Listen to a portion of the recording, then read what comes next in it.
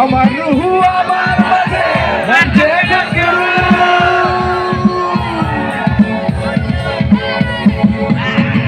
আমার রুহু আমার মাঝে নাচে গুরু।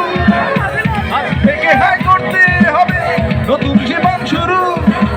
সাজার মেয়াদ শেষ কি হবে, শেষ কি হবে, মুক্তির স্বাদ দিয়া, মুক্তির স্বাদ দিয়া গুরু ঘর বানাইলা কি দিয়া।